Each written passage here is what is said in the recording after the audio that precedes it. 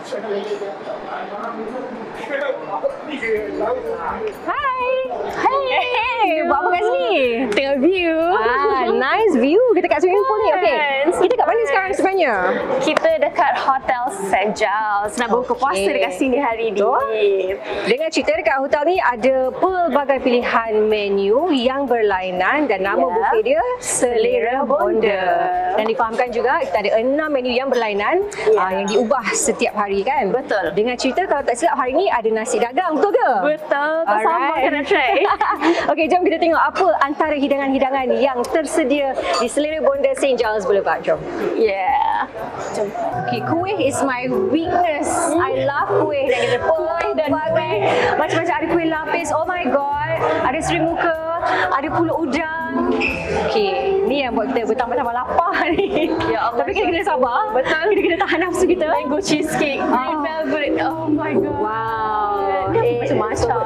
This looks like matcha. I think it's a matcha green tea matcha cake. Pastry pun ada. Pastries. This one looks so Muffins. Okay, salad. Yes. Ni healthy section. Sebab dalam hidup kita kena balance. Betul. Ada rojak buah juga. Sedap ni. Oh. Alhamdulillah. Okey, kita dah selesai berbuka puasa. Perut pun dah kenyang. Macam-macam dah kita makan. Pelbagai juadah aneka hidangan dan masakan dekat buffet Ramadan Selera Bonda St. Giles Boulevard. Macam mana Putri? Sedap ke tak? Sedap. Alhamdulillah. Semua sedap. Putri makan ni lauk masakan kampung. Of course. Dan nama pun Selera Bonda kan. So, memang lauk-lauk dia memang macam masakan mak-mak kita masak.